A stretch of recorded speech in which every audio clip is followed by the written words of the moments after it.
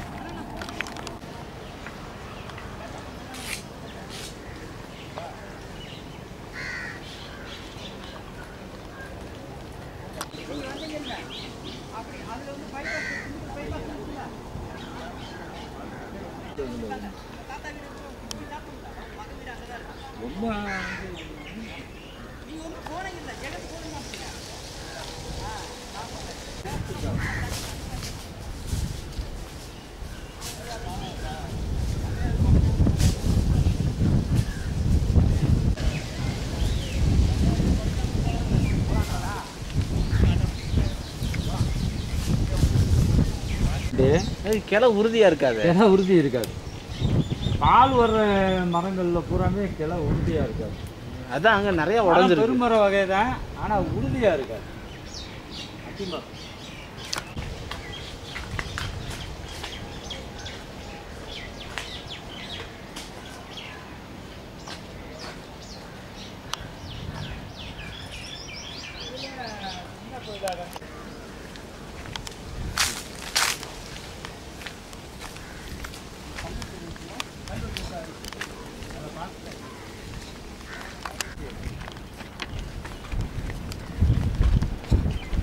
சுண்ணாம்பு கல் கோயில் கட்டுறப்ப இருந்திருக்கும்.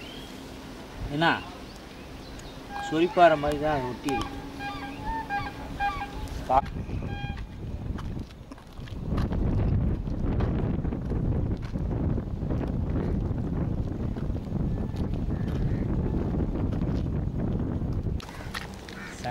சங்கு ஆஞ்சநேயர் மணியோட இருக்கிற கோயில் வந்து விசேஷம். இந்த கருடு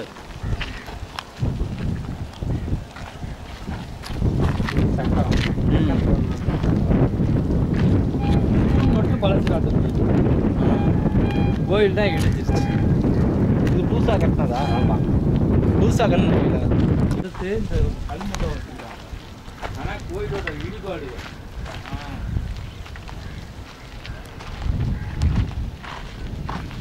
வந்து நாயக்கர் கோயிலை கட்டினவங்க. அது இது கல்லர், எட்டையோட இருக்குல்ல கல்லர். இதே நாயக்கராக இருக்குது. நாயக்கர் இந்த காய் தோழம் இருக்குது. அதாவது இந்த கோயிலை கட்டினவங்க நாயக்கர். ஏன்னா கொண்ட அமைப்பு பாரு. இப்படிப்பட்டு இருந்ததுக்கு இதுதான் அர்த்தம். என்ன கஜலட்சுமி, கஜம் 2 யானையும் மாடம் சக்கரம் யானை 2 சென்டாக கொடுக்கும். மகாலட்சுமி மாலை போடுற மாதிரி, மாலையை போடுற மாதிரி. இதுதான் நுழைவாயில் இருக்குது கோயிலுடைய நுழைவாயில். ஆமாம், சிற்பம்லாம் என்ன பண்ணியிருப்பாங்க?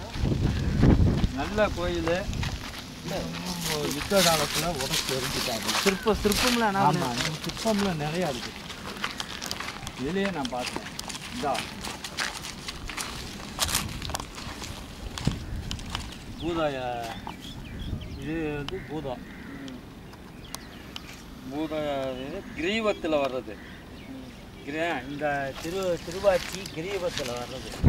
கோயில் வந்து நல்ல பழமையான கோயிலாக நாயக்கர்கள் கட்டினது. இதில் கிரீவத்தில் இந்த பூதம் இருந்திருக்கு, பூதவரி.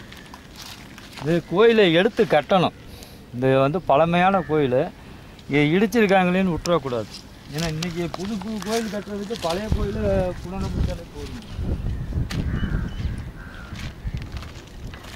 சாமி சிலையெல்லாம் என்ன பண்ணியிருப்பாங்க? சாமி சிலையெல்லாம் உடச்சிருப்பாங்கப்பா.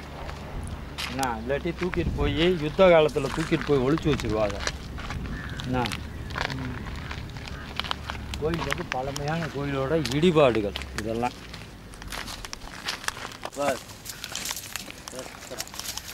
பிரஸ்தரத்தில் வர்றது.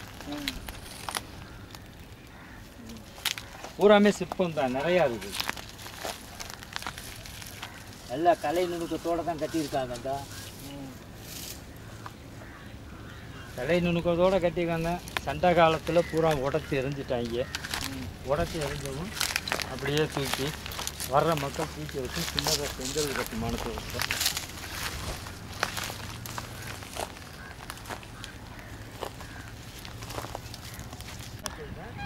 ஆனால் சின்ன கோயிலாக கலை நுணுக்கத்தோடு தான் கட்டியிருக்காங்க. இந்த கோயிலுக்கு நிலங்களும் இருக்குது. இந்த கல்வெட்டில் எழுதியிருக்கு.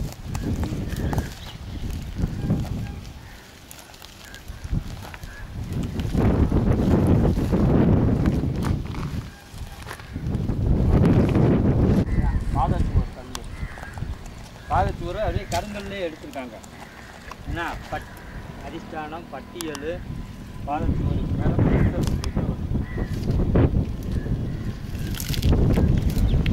எல்லா கோயிலை ஒவ்வொன்று செட் பண்ணி பழைய மாடல் அப்படியே எடுத்துருக்காங்க. பழைய மாடல் எடுத்தாலே புதுசாக கோயில் கட்டுறதை விட இந்த மாதிரி கோயில்களை கட்டுமானம் 600 சில்லறையில் தான் கட்டியிருக்காங்க. விஜயநகர பேரரசு முடிஞ்சு நாயக்கர் காலம் முதல் கட்டியிருக்காங்க. நாயக்கர் காலம் முதல் இது தான். அவங்க நாயக்கரும் வந்து கிரந்த எழுத்து எழுதுவாங்க. அந்த கல்வெட்டு வந்து கிரந்த எழுத்து கல்வெட்டு. இது வந்து பெருமாள் கோயில் தான். பெருமாள் கோயில், உறுதியாக பெருமாள் கோயில். சங்கு சக்கரம் அமைப்பு எல்லாம் இருக்குது. விக்கிரகத்தை வந்து யுத்த காலத்தில் தூக்கிட்டு போய் ஒழிச்சு வச்சுருவாங்க, இல்லைன்னா புதைச்சி வச்சுருவாங்க. அது புதைச்சி வச்சது ஒரு தலைமுறை 2 தலைமுறை போய் வர்றப்ப தெரியாது. அப்போ புது விக்கிரகத்தை வைப்பாங்க. ஆனால் இந்த கோயில் இடிஞ்சதுனால அப்படியே விட்டுட்டாங்க. இப்போ கிராமத்து பார்த்து பெருமாள் சிற்பம் மாதிரி வச்சுருக்காங்க. அதையும் பார்த்துருவோம்.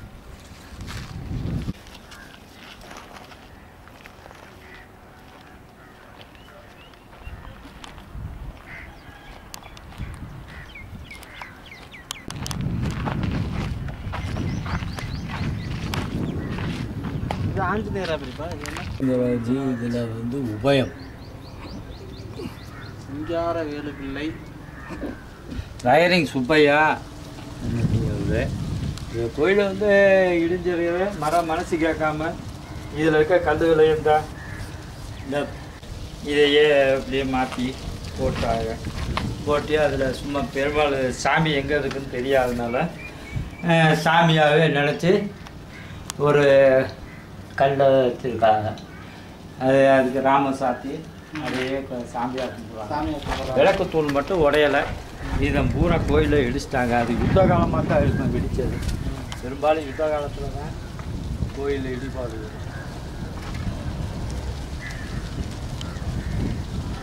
நல்ல கோயில் தான். சிறிய கோயிலாக இருந்தாலும் நல்ல கோயில். ஆனால் எடுத்து கட்டுறதுக்கு யார்கிட்ட இருக்கு ஆண்டவன். அதில் வாலில் மணி கட்டியிருக்கா, இதில் மணி மணி இருக்கா, இல்லை உடஞ்சிருக்கு. ஆமாம். இப்போ வந்து இது கோயில் பிரகாரத்துக்குள்ளே வர்றது.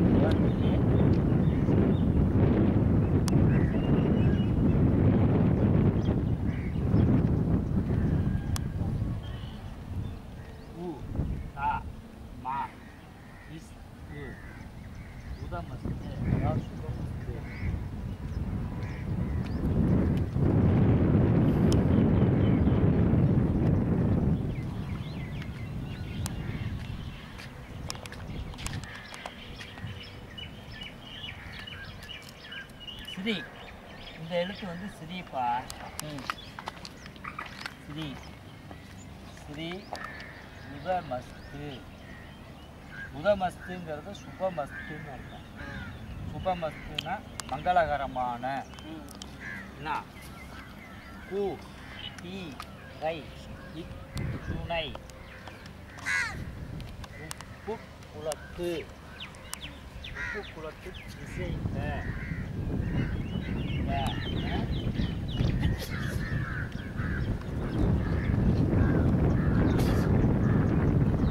குளத்துக்கு இசைந்த வெள்ளனைய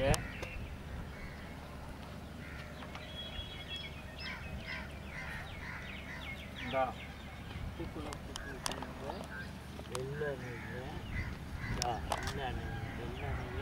வெள்ளனையன்னு வரலாம், வெள்ளனையன்னு வரலாம்.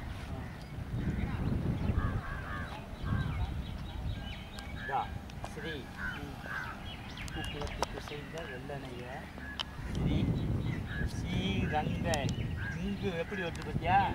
இங்கு ஒன்று போட்டு சைவர் ரவுண்டு வட்டம். ஸ்ரீரங்கநாதரின் தரமான நாராயணருக்கு. நாராயணர், அதாவது இந்த கோயிலுக்கு பேர் நாராயணன் கோயில் தான். உத்தம நாராயணன் வராது. உதமத்துவம் தான் உத்தமன் சேர்த்துட்டாங்க. சிறந்த இருக்கிறதுனால தெரியல. மங்களகரமான குதிரை சிலையும் உப்பு குளத்து நீருக்கு இசைந்த வெள்ளனைய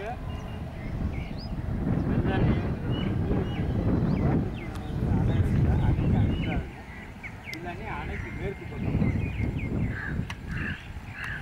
ரங்கநாதரின் தரமான நாராயணன் தாரை வாத்து. தாரைங்கிறது தார வாத்துன்னு இரண்டை எழுத்து.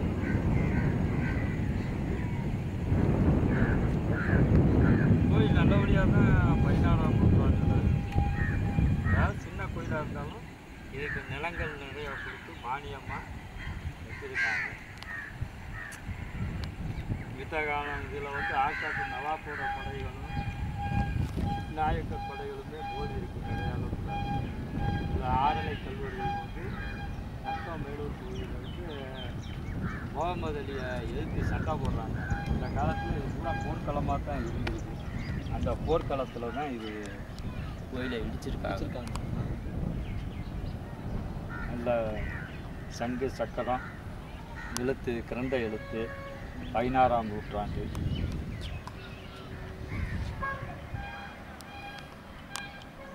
நல்ல வேலைக்கு இப்போ குழாய்க்கு தண்ணி கொண்டு போகிறவங்க எழுத்தை மறைக்காமல் எழுத்தை விலக்கி வச்சுருக்காங்க. அந்த வரைக்கும் சந்தோஷம்தான். இதான் ஐயா உப்பு குளம். உப்பு குளம் இதான் குதிரை சுனை. பார்க்கலாம், குதிரை சுனையை பார்க்கலாம். ஓகேங்க. துணி அது வைக்கிற பேர் தானே.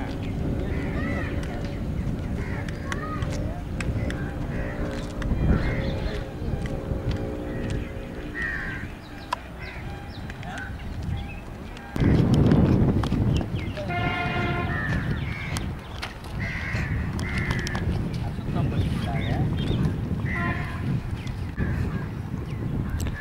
இதாயா குதிரை சுனை. இயற்கையான பாறையில் வந்து தண்ணி அதாவே உற்பத்தி ஆகுது. அதாவே தண்ணி உற்பத்தி ஆகுது. ஊற்றும்பாங்க, இல்லாட்டி சுனைம்பாங்க. அந்த கல்வெட்டில் வந்து சுனைன்னு தான் எழுதியிருக்கு. குதிரை சுனை. கல்வெட்டில் இருக்க உப்பு குளம் இதுதான். குளம் பெருசாக இருந்துச்சா சின்னதாக இருந்துச்சான்னு தெரியல. ஆனால் குளம் வந்து உப்பு குளம் இருக்குது. இதுக்கு மேற்கு பகுதி நிலம் தான் இல்லை. வெள்ளனைங்கிறது இந்த அணையோட அடுத்த பக்கத்து நிலம் புஞ்சை நிலமாக தான் கொடுத்துருக்காங்க. வெள்ளனைய புஞ்சை நிலம் தான் வருது.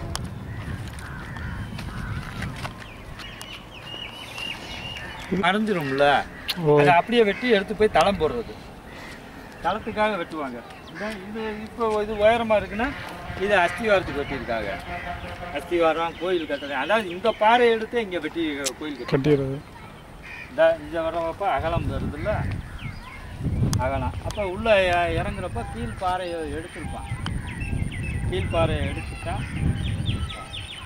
நல்லா இயற்கை காட்சி நிரம்பிய இடம்.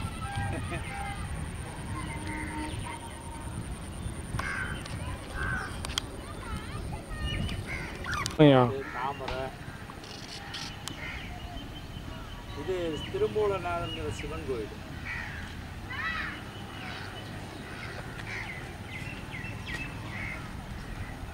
அதெல்லாம்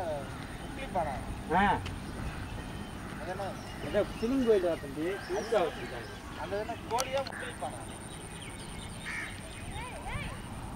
அதான் அது வந்து இந்த நீர்க்குருவி, அதாவது இந்த அது எல்லாம் ஒன்றா தெரியுது. செடிகளும் தாமரை மட்டும் முளைச்சிருக்குது.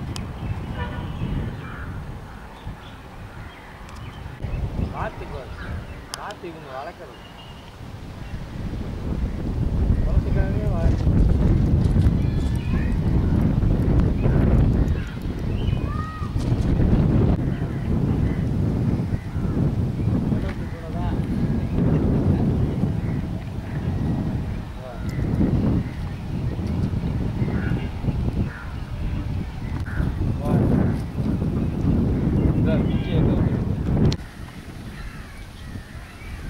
அந்த இலை இதெல்லாம் எப்பயும் நீ பார்க்க முடியாது. இந்த மாதிரி நேரத்தில் பார்த்தாச்சியா அந்த இலை இங்கே கிடைக்குமா? எந்த இலை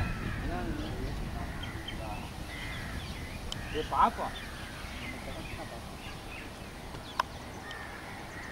அப்புறமா செருப்பு வேறு அண்டுக்கிச்சு இது படித்து பழகிக்கடா. நம்ம எடுத்துக்கலாம், நம்ம இதில் போட முடியல.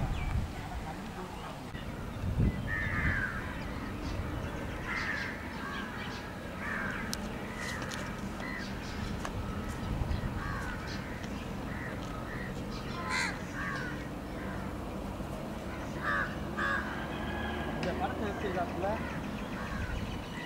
இந்த கோயிலை வந்து விளம்பரம்.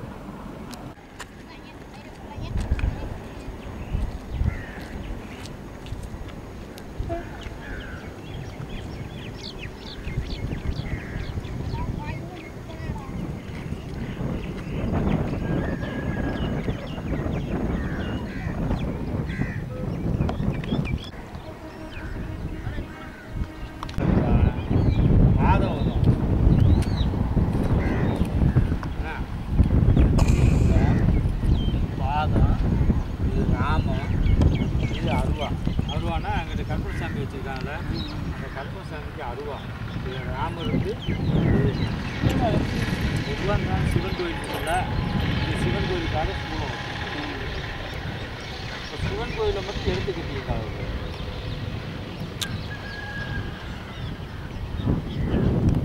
கோயிலுக்கு இந்த கற்பூரசாமி கோயில் அப்போ கோயில் கட்டங்காலத்துலேயே கற்பூரசாமி இருந்திருக்கும். என்ன இது ராமருக்கு பாதமும் ராமமும் பெருமாளுக்கு, திரிசூலம் வந்து சிவனுக்கு. சிவன் கோயிலும் அப்பயே இருந்திருக்கு போல். ஆனால் சிவன் கோயிலை கட்டியிருக்காங்க. ஆனால் சிவன் கோயிலை ஆய்வு பண்ணதில் எந்த ஒரு தடையும் இல்லை. புது கோயிலாக தான் இருந்திருக்கு. ஒருவேளை அதுக்கு பின்னாடி சிறிய அளவு, அதாவது பெருமாள் கோயிலுக்கு பின்னாடி சிறிய அளவில் சிவன் கோயில் வச்சுருப்பாங்க. ஆமாம், சிறிய அளவில் இருந்திருக்கோம். அதுக்காக தான் இந்த அடையாள குறியீடு வச்சுருக்கோம். ஏன்னா திரிசூலம் இருந்துச்சுன்னா சிவன் கோயில் திரிசூலம் தான். பாதம் வந்து ராமர் பாதம் அருவா வருதுன்னா இதுதான். அதாவது இந்த இடத்துல 3-4 இது இருந்துருக்கு கோயில். ஓகேங்கய்யா.